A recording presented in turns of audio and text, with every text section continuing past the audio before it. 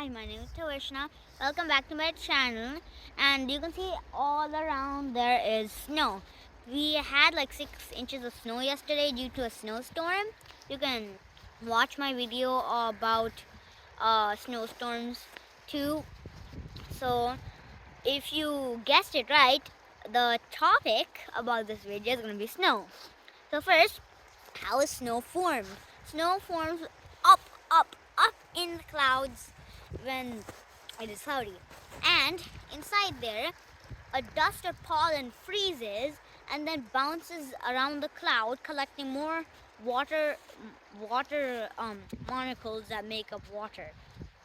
Those water molecules are like a V shape, but they're not. They're like the greater than symbol, like this, but they're much wider, like this. And when a bunch of them stick together, they make a hexagon shape.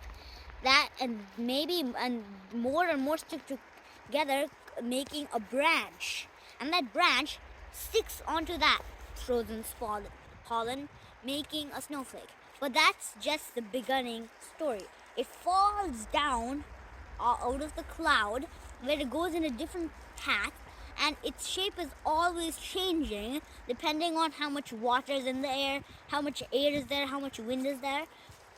And once it lands on the ground below here, it becomes part of this huge family of snow. So snow can be icy if you dig under and then you see ice. That's because that is snow that has been frozen. But why does snow become ice? Snow becomes ice when it's below because it's so cold that they all stick together.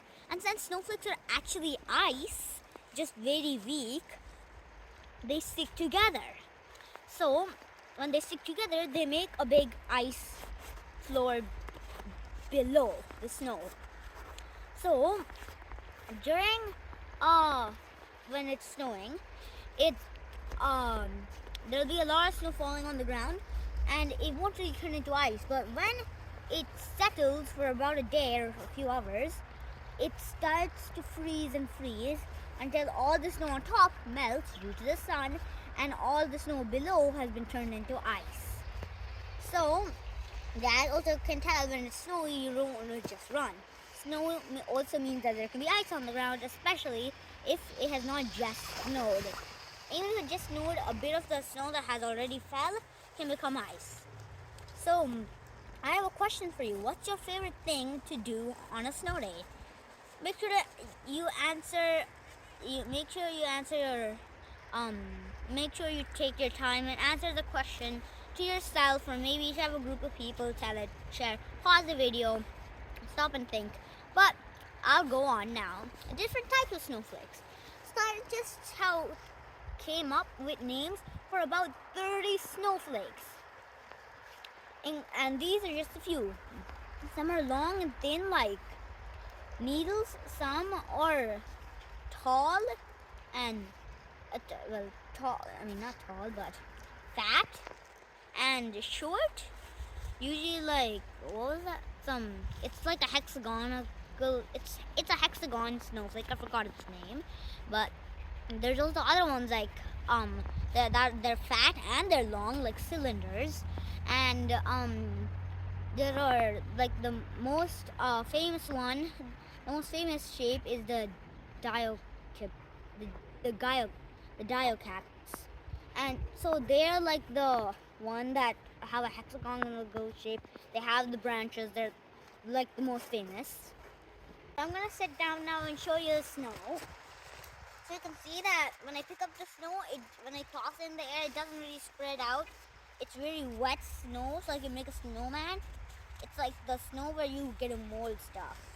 But when I do a snowball, I throw it, it won't splat. It just stays solid. Even if I just take from top, and then I just don't even press it, throw, you can see it does not spread apart. So I don't think snowballs are really that used, but snowmans are used.